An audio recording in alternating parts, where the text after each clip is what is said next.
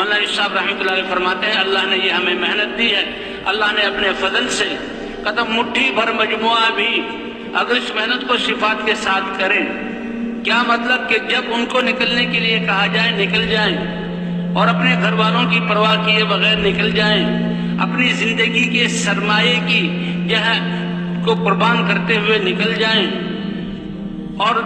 ہر چیز کا خوف نکال کر نکل جائیں، تو اللہ ان کی محنت کو قبول فرما کر ہدایت کی فضائیں قائم کر دیں گے۔ کہ دیکھو موسیٰ علیہ السلام 10 سال کی کمائی اور بیوی اور وہ عصا، ان کو چھوڑ کر اللہ نے دربار میں بلایا اور فرمایا ابھی جاؤ فرعون کی طرف، تو بیوی کی پرواہ بھی نہیں کی اور 10 سال کی کمائی کی پرواہ بھی نہیں کی، اور گئے، اور پھر خوف، اے اللہ مجھے ڈر ہے کہ وہ میرے دست درازی نہ کرے، مجھے نقصان نہ پہنچائے، بلکہ میں ڈرتا ہوں، اس خوف کی حالت میں بھی گئے۔ پھر اللہ تعالیٰ نے موسیٰ علیہ السلام کی دعوت سے کیا نتائج ظاہر فرمایا۔ اللہ نے یہ محنت ہمیں عطا فرمائی ہے، اس محنت کے لیے ہمیں اللہ اس درجے پر پہنچا دے کہ ہر حال میں اللہ کے راستے میں نکلنے والے بن جائیں۔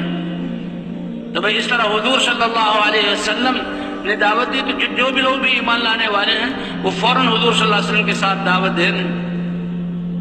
جب دیکھا کہ مکے والے اس دعوت کو قبول نہیں کر رہے اور رکاوٹیں ڈال رہے ہیں، تو میدان مناسک حج کے زمانے میں جو لوگ آتے تھے ان کے قبائل کو حضور صلی اللہ علیہ وسلم نے دعوت دی۔ قبائل والوں سے بات کرتے تھے، لیکن قبائل کچھ لوگ سن لیتے، اور بعد میں سردار آتا تو اللہ کے رسول صلی اللہ علیہ وسلم کے ساتھ بہت نامناسب معاملہ کیا جاتا۔ کہتے یمن والے کچھ لوگ ملے، بڑے سمجھدار تھے، اور ان کو حضور صلی اللہ علیہ وسلم نے دعوت دی۔ انہوں نے کہا اے عظیم ہستی، آپ کی ذات کو ہم نے دیکھا، آپ کی بات کو سنا، بات تو سمجھ میں آئی ہے، لیکن کیا کریں کہ ہماری زندگی قبائلی ہے، اپنے سرداروں سے پوچھے بغیر ہم کوئی فیصلہ نہیں کر سکتے۔ ہم جائیں گے اور سرداروں سے بات کر کے واپس آئیں گے، اور پھر جو ہے آپ کے ہاتھ پر بیعت ہو جائیں گے۔ کہا بس اتنی دیر ہو گئی، اور وہ گئے، بعد میں آئے، لیکن مدینے والے جو تھے 6 نوجوان، ان سے حضور صلی اللہ علیہ وسلم کی بات ہوئی۔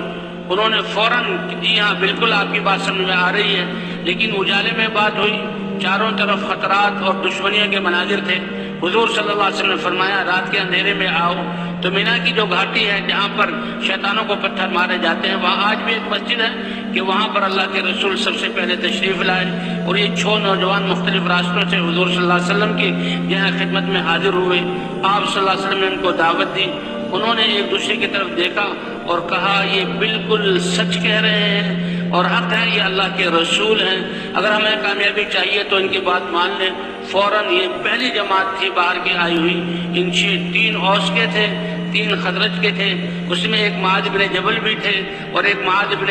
عمرو بن جموح بھی تھے۔ یہ سارے فوراً اسلام میں داخل ہوئے۔ اللہ کے رسول صلی اللہ علیہ وسلم ان کے اسلام لانے پر بہت خوش ہوئے، ان کے اسلام لانے پر بہت خوش ہوئے، اور حضور صلی اللہ علیہ وسلم نے ان کو اپنے آپ کو پیش کیا ان پر، اور کہا کہ اے نوجوانوں تم ایمان لائے ہو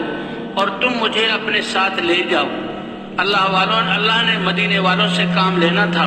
اور یہ ان کی سعادت تھی کہ دعوت سن کر اور بات سمجھ میں آنے کے بعد دیر نہیں کی، فوراً دین قبول کر لیا۔ اللہ نے ان کو ایسی سمجھ عطا فرمائی، اے عظیم ہستی حضرت محمد صلی اللہ علیہ وسلم، اے اللہ کے رسول اور نبی، آپ جو دعوت لے کر آئے، آپ کا یہ دین یہ بہت عظیم چیز ہے۔ ہم اوس و خزرج آپس میں ہمارے ہاں خون ریزی ہو رہی ہے، ظلم برپا ہے، لڑائیاں ہو رہی ہیں، اس حال میں آپ کو لے جانا یہ بالکل مناسب نہیں ہے۔ ہم آپ کی اس دعوت کو لے کر جاتے ہیں۔ تو یہ 6 نوجوان دعوت لے کر مدینہ منورہ پہنچے۔ اب ان 6 مدینے والوں کے اس واقعات سے دعوت کی اہمیت اور اس کے نتیجے میں تبدیلی اس کا پتہ لگتا ہے کہ حضور تو مکے میں اللہ کے رسول ہوتے ہوئے اور آپ مکے میں دعوت چلا رہے ہیں، لیکن مکے والوں کی طرف سے اس کی ناقدری اللہ فرماتے الم تر الی الذین بدلوا نعمت اللہ کفرا واحلوا قومهم دار البوار، کیا دیکھا نہیں اللہ نے سب سے بڑا احسان مکے والوں پر کیا کہ اپنے محبوب اور رسولوں کے سردار کو ان میں بھیجا اور وہ دعوت ان کی طرف لے کر آئے، لیکن ان کی طرف سے ناقدری کا مظاہرہ ہوا۔ یہ سردار اور کافر لوگ خود بھی جمے رہے کفر پر اور اپنی قوم کو بھی کفر پر جہاں جما کر جہنم کا ٹھکانہ انہوں نے بنا لیا۔ لیکن مدینے والوں نے قبول کیا، حضور مکہ مکرمہ میں ہے اور انہوں نے وہاں جا کر دعوت شروع کی۔ اس دعوت کی وجہ سے مدینے میں کیا تبدیلی آئی کہ مدینے میں اسلام پھیلنا شروع ہوا اور مدینہ تیار ہو رہا ہے کہ اللہ کے رسول جب ان کی قوم مکے سے نکال دے گی تو یہ مدینہ وہ بستی ہے دعوت کو قبول کرنے کی، سے ان میں وہ استعداد ہے۔ اللہ نے چن لیا اس کو کہ یہ میرے نبی کی ہجرت گاہ ہوگی۔ وہ تو امتی ہیں، دعوت دے رہے ہیں، اور جب دعوت اسلام پھیلنے لگا انہوں نے حضور صلی اللہ علیہ وسلم کی طرف پیغام بھیجا، اے اللہ کے رسول ہمیں کوئی اپنے صحابہ میں سے علم والا قرآن سکھانے والا بھیجیے۔ تو مصعب بن عمیر جن کو قرآن کا پڑھانے والا کہا جاتا تھا، صحابہ کرام کی یہ خاصیت تھی کہ ان کا علم اور ان کے عمل دونوں ایک جیسے تھے۔ جو ہی اللہ کا حکم اتنا 100% عمل کرنے والے، اللہ ہمیں بھی اس حد تک پہنچا دے۔ آج تعلیم کے حلقے اسی لیے لگائے جاتے ہیں کہ ہماری معلومات بہت زیادہ اور بہت کوشش کرتے ہیں کہ معلومات ہو جائیں، لیکن عمل میں ہم بہت پیچھے ہیں۔ ہماری معلومات معمولات بن جائیں۔ اصل مقصود یہ ہے، صحابہ کرام کا یہ خاصہ تھا کہ اللہ کا حکم اترتا تھا فوراً اس پر عمل کرتے ہیں۔ لن تنالوا البر حتى تنفقوا مما تحبون، کہ ہرگز تم کامل نیکی کو پا نہیں سکتے جب تک کہ جس چیز کو تم محبوب سمجھتے ہو اس کو اللہ کے راستے میں خرچ نہ کرو۔ اس آیت کے اترتے ہی کتنے صحابہ کے قصے آتے ہیں کہ انہوں نے اپنے گھر کے سارے ساز و سامان، غلام اور باندیے اور باغات اور زمینوں کو دیکھا اور اپنے دل میں سوچا کہ ان میں سے سب سے زیادہ محبوب کون سی چیز ہے، اور اس کو اللہ کی راہ میں خرچ کر دیا۔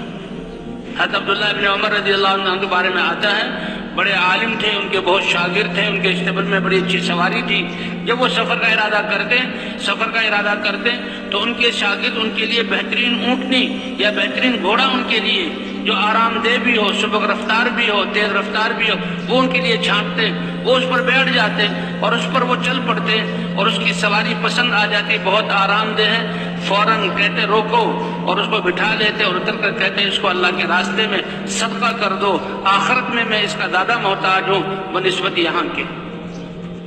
وہ کہتے ہیں کہ اگر آپ سواری ہی کوئی صدقہ کرنا چاہتے ہیں تو پیسوں سے لے کر ایسی سواری کا نہیں یہ مجھے پسند آ گئی ہے، یہ میں اس کا آخرت میں زیادہ محتاج ہوں۔ تو جب یہ آیت نازل ہوئی تو بیروحا ایک باغ تھا جو مسجد نبی کے سامنے، اب تو مسجد نبی کے اندر وہ باغ آ گیا، اور اس میں سایہ دار کھجوروں کے درخت اور اس میں میٹھے پانی کا چشمہ، اللہ کے رسول صلی اللہ علیہ وسلم بھی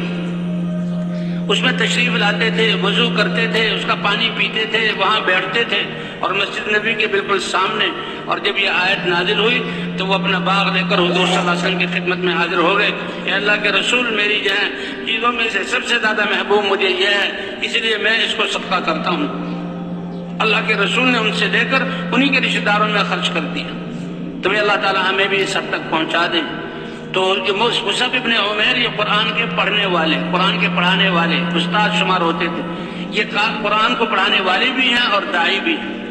ان کو بھیجا گیا اور 1 سال کے لیے حضور صلی اللہ علیہ وسلم نے بھیجا، اور پھر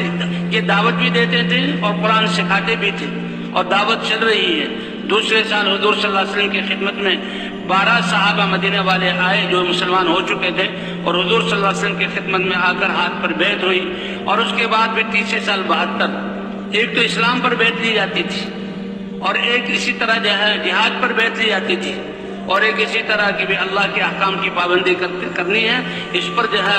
بیعت لی جاتی ہے۔ اے نبی آپ عورتوں سے بیعت لیں، اور پھر اس میں جو احکام کا ذکر ہے قرآن پاک میں، اس پر آپ نے بیعت لی۔ تو بہرحال تیسرے سال جب 72 تو صحابہ کرام نے پیغام بھیجا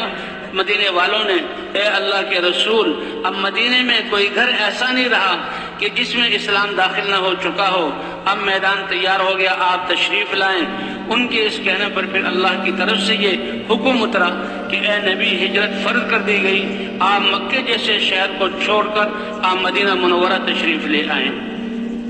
اور حضور صلی اللہ علیہ وسلم نے ہجرت کی۔ تو عرض کرنے کا مقصد یہ تھا کہ یہ دعوت اتنا طاقتور امر ہے کہ حضور تو خود مکہ مکرمہ میں دعوت دے رہے ہیں، اور یہ چند نوجوان انہوں نے دعوت شروع کی. اس دعوت کی برکت سے مدینے کو اللہ نے پسند کیا اور مدینہ حضور صلی اللہ علیہ وسلم کا وطن بنا. اور فرمایا لولا الہجرۃ لکنت رجلا من الانصار. یہ انصار مدینہ ایسے لوگ ہیں کہ اللہ کے دین کے لیے گھر کو چھوڑنا اللہ کو محبوب نہ ہوتا تو میں بھی انصار مدینہ میں سے ہوتا، لیکن گھر کو چھوڑنا، ہجرت کرنا اللہ کو اتنا محبوب کہ اللہ نے اپنے نبی کے لیے بھی ایسے حالات بنائے کہ مکے جیسے چھوڑنے کا حکم اللہ نے دیا اور ہجرت کا ثواب حضور صلی اللہ علیہ وسلم کو ملا اور آپ مدینہ منورہ تشریف لے آئے.